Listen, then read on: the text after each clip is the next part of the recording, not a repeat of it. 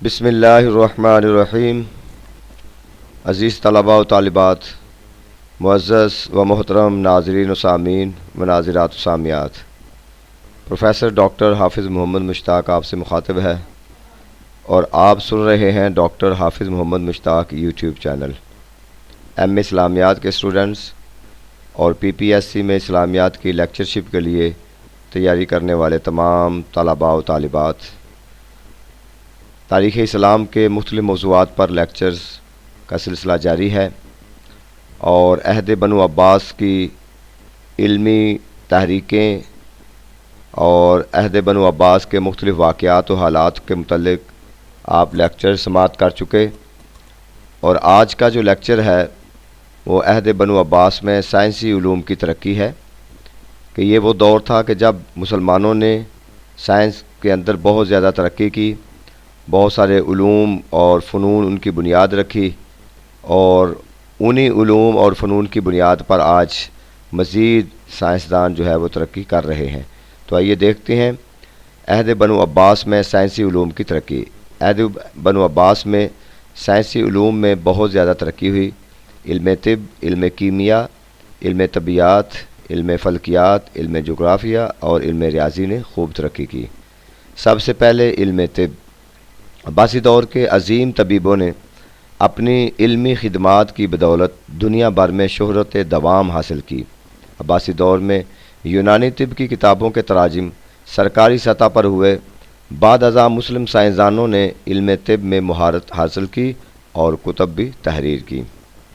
ابو علی سینا نے قانون فی الطب، بہت امپورٹنٹ کتاب ہے ان کی اور بڑی معروف ہے، ابو علی سینا کی قانون فی الطب تحریر کی، جو ایک طبی انسائکلوپیڈیا ہے اور اس کی حیثیت رکھتی ہے اور صدیوں تک مشرق و مغرب کی یونیورسٹیوں میں شامل نصاب رہی۔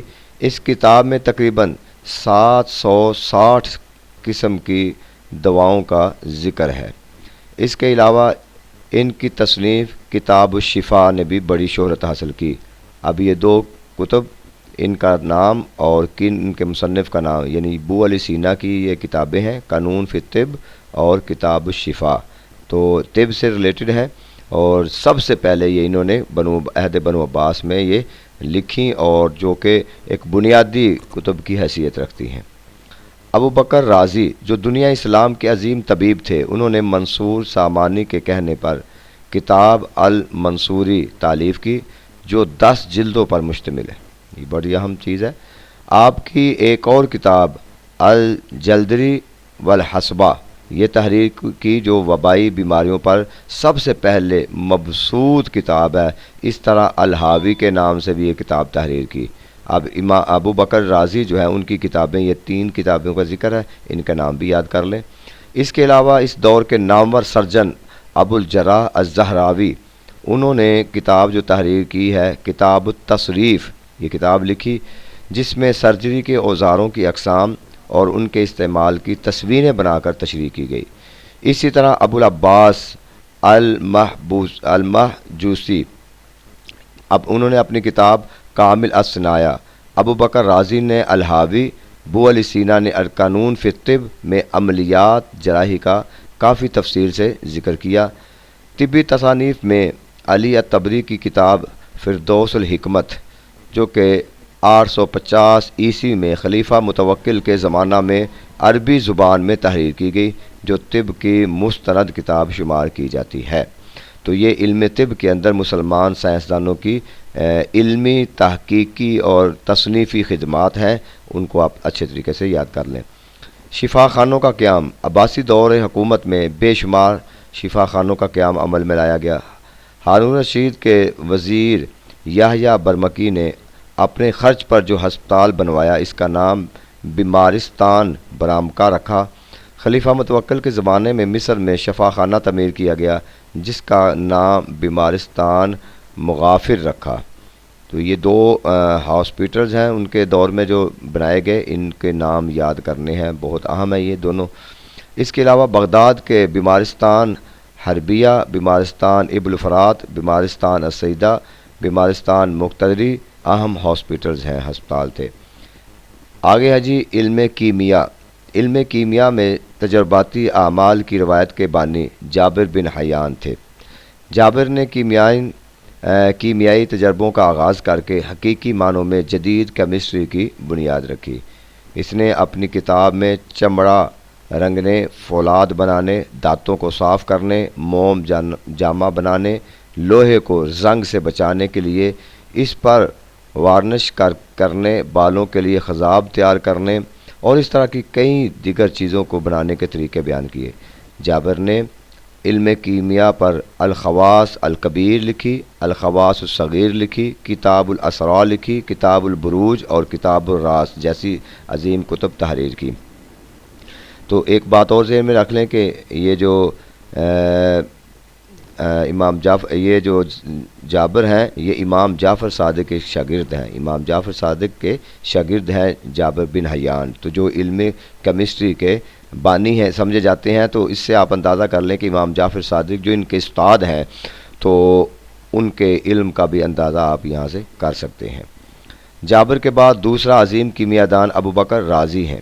اس نے بہت سی اشیاء کا وزن مخصوص معلوم کرنے کے لیے خاص قسم کا ترازو میزان طبی بنایا اور اس کے بعد صفت الکیمیا، کتاب الاسرار اور کتاب الامجاز کتابیں لکھیں۔ اس طرح ابو علی سینا، ابو نصر فارابی اور یعقوب الکندی کا شمار بھی عہد عباسیہ کے نامور کیمیا دانوں میں ہوتا ہے۔ علم طبیعت مامون کے عہد میں حقیقی علم طبیعت کی بنیاد پڑی اور روشنی، کسوف و خسوف اور خاص اشیاء پر کتابیں لکھی گئیں۔ ابن الہیثم آپ نے طبیعت میں 44 کتابیں تصنیف کیں، جن میں کتاب المناظر کو سب سے زیادہ شہرت ملی۔ یہ کتاب المناظر ابن الہیثم کی کتاب ہے۔ اس کتاب میں آنکھ کی ساخت، انعطاف، نور، کہکشاں اور قوس قزح کے موضوعات شامل ہیں۔ ابن الہیثم نے روشنی کے بارے میں کئی قوانین بھی دریافت کیے۔ البیرونی فزکس کا موضوع البیرونی کی توجہات کا مرکز رہا۔ انہوں نے روشنی کے بارے میں یہ انکشاف کیا کہ روشنی کی رفتار آواز کی رفتار کے مقابلے میں تیز ہوتی ہے۔ ابن سینا انہوں نے طبیعت پر رسالہ فی الطبیعات، الجرام سماویہ اور فی القوت الانسانیہ تحریر کی۔ عہد عباسیہ میں طبیعت کی ایک شاخ مکانیات میں بھی بہت کام ہوا۔ شمسی اور آبی گھڑیاں تیار ہوئیں، قطب نما اور بارود بنائے گئے۔ یہ تھی کیمسٹری کے اندر جو ترقی ہوئی مسلمانوں کے دور میں، اور انہوں نے مختلف جو چیزیں دریافت کی اور کتب تحریر کی۔ اس کے بعد ہے علم حیت و فلکیات۔ مسلمانوں میں باقاعدہ علم حیت و فلکیات کی ابتدا خلیفہ ابو جعفر منصور کے عہد سے ہوئی۔ اس نے بغداد کی تعمیر میں شہر کا خاکہ خالد برمکی اور ایک یہودی حاشا اللہ کے زیر ہدایت تیار کروایا۔ مامون رشید کے دور میں بغداد کے محلہ شماسیہ میں شاہی حکم کے مطابق 9 مسلم انجینئر ابو طیب سند علی کی سرپرستی میں ایک رصد گاہ تعمیر کی گئی۔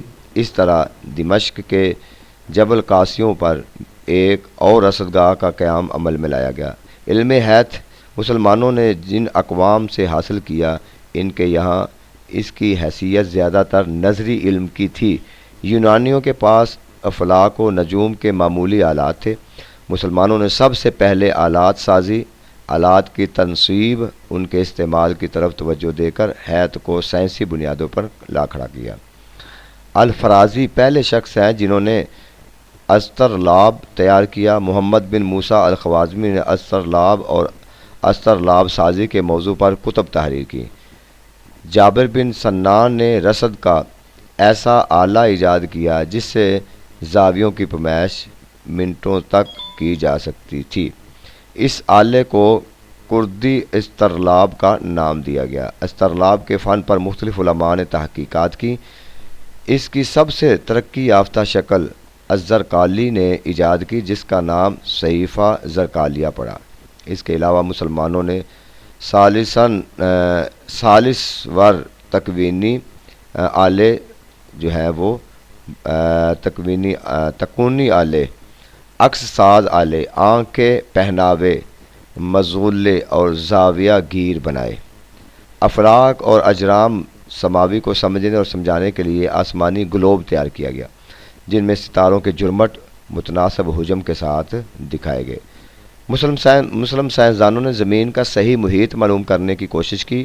پیمائش کے بعد الفرغانی نے حساب لگایا تو زمین کا محیط 25,009 میل نکلا، جبکہ زمین کا اصل محیط 24,858 میل ہے۔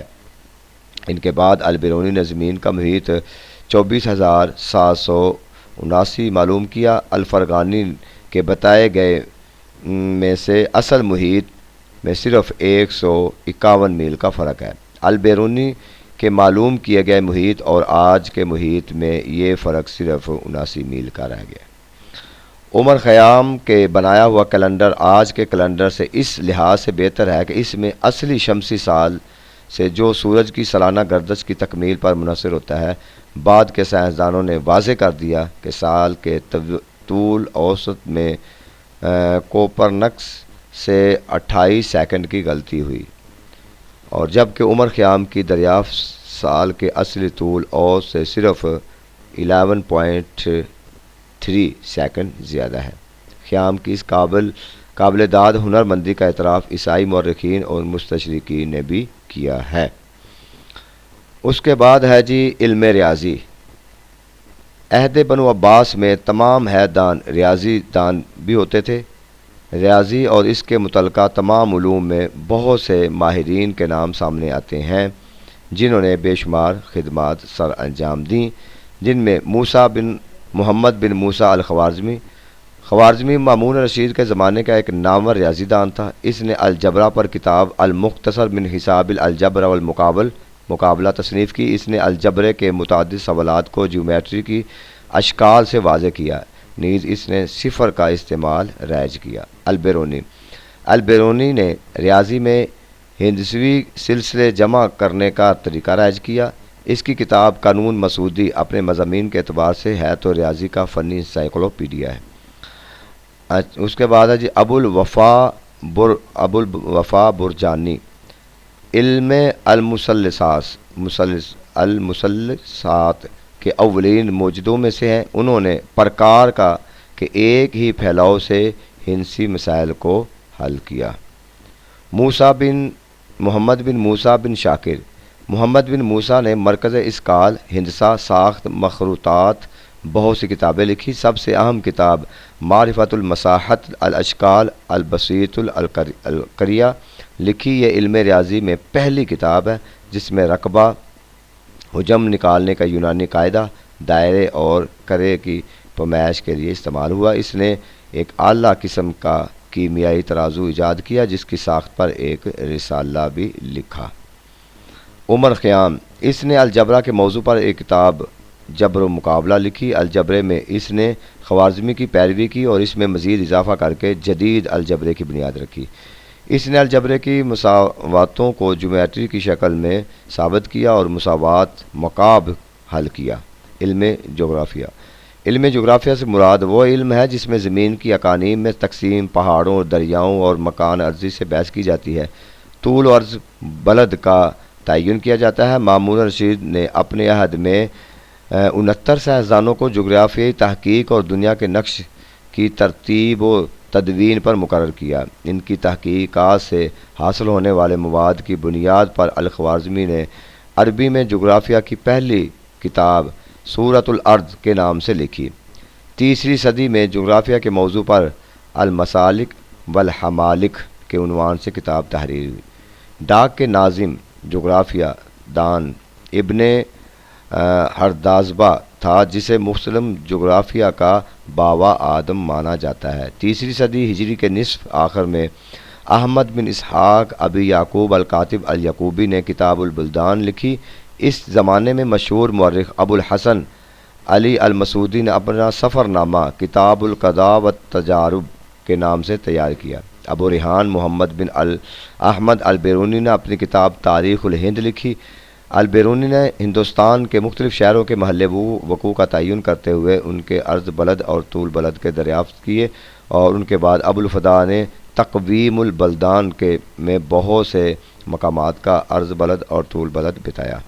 ایک اور جغرافیہ دان یاقوت الحموی نے معجم البلدان تحریر کی۔ بنو عباس کی ادبی سرگرمیاں، نحو و بیان۔ نحو و بیان کا علم حضرت علی رضی اللہ تعالی عنہ کا ایجاد کردہ ہے۔ آپ نے اسے اپنے شاگرد ابو الاسود الدولی کو، اب یہ ذہن میں رکھ لیں، یہ حضرت علی کے شاگرد ہیں اور علم نحو کے بانی ہیں۔ کچھ اصول لکھ کر دیے، اس طرح عربی میں علم نحو کی بنیاد پڑی۔ عہد بنو عباس میں ماہرین نحو پیدا ہوئے۔ جن ماہرین نحو نے اس موضوع پر کتابیں تصنیف کی، ان میں عیسیٰ بن عمر ثقفی ہیں جنہوں نے علم نحو پر الجامع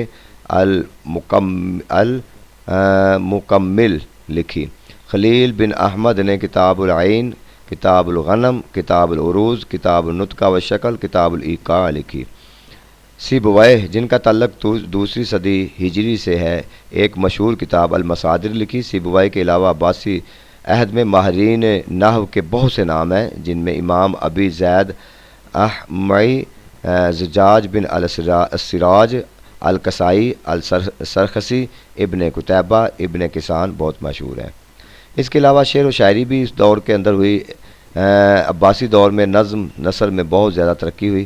عربی فارسی دونوں زبانوں میں شعراء و ادباء نے عظیم شاہکار تخلیق کیے۔ عربی شاعری میں ابو نواس، سیف بن ابراہیم، مروان بن یوسف، متبنہ ابو العلا قابل ذکر ہیں۔ عربی نثر نویسوں میں جاہز، سالبی، ابو الفرج، بدیع الزمان، حریری نے نئے نئے اسلوب اختیار کیے۔ عربی ادبیات کے علاوہ فارسی ادبیات کو جس قدر فروغ عباسی دور میں حاصل ہوا، کسی دور میں حاصل نہیں ہو سکا۔